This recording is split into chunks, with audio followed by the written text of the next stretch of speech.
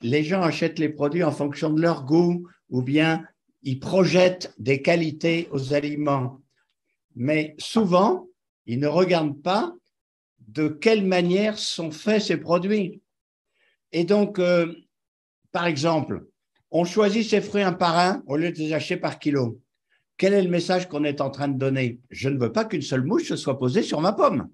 Autrement dit, en choisissant ces fruits un par un, on achète du pesticide parce qu'évidemment, les arboriculteurs renforcent le pesticide pour que les pommes soient parfaites.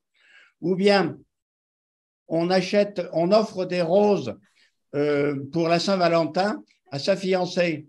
Mais attendez, il n'y a aucune rose qui pousse en France au mois de février.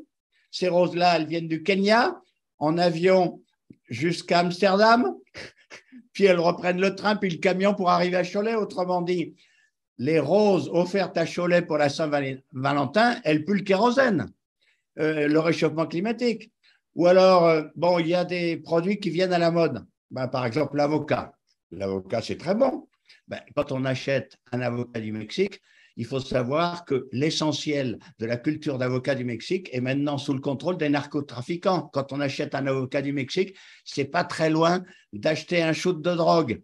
Ou alors, on préfère l'avocat qui vient d'Espagne, et là, c'est la désertification de l'Espagne, parce que l'avocatier a besoin de beaucoup d'eau, et dans le sud de l'Espagne, il n'y en a pas. Mais pareil, quand on veut toujours que le ticket de cantine soit moins cher pour ses enfants, eh bien 70% de la viande, notamment de poulet, qui est servie dans les cantines, est importée de l'étranger. Pourtant, quand on est à Cholet, quand même, il ne faut pas exagérer, il y a du poulet tout près. Et pourquoi on ne demanderait pas plutôt du poulet produit à moins de 100 km de Cholet, on n'en manque pas, plutôt que du poulet polonais ou brésilien. Voilà, et d'une manière générale, on se fixe sur une qualité réelle ou projetée qu'on donne aux aliments. Et ce que je vais essayer dans cette conférence, c'est de dire, regardez vraiment le monde qui va avec. Est-ce qu'on réchauffe la planète? Est-ce qu'on crée plus de justice? Est-ce qu'on crée plus de solidarité? Ou bien, à l'inverse, est-ce qu'on augmente la famine dans le monde? Est-ce qu'on augmente le pouvoir de gens qui ne sont pas vraiment nos copains? Est-ce qu'on pollue la planète?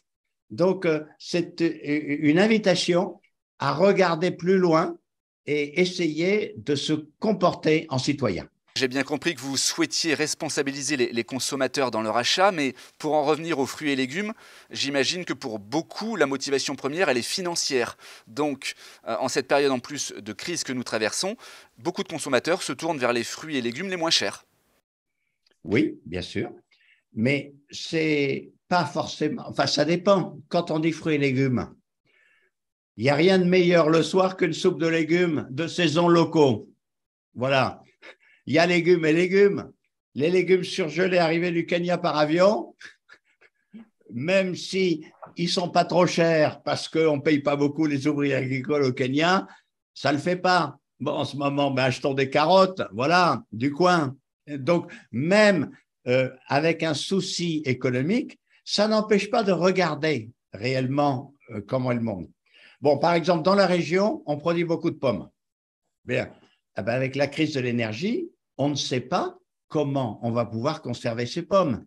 On a l'impression qu'il y a des pommes 12 mois sur 12. Mais attendez, toutes ces pommes 12 mois sur 12, elles sont récoltées au mois de septembre-octobre.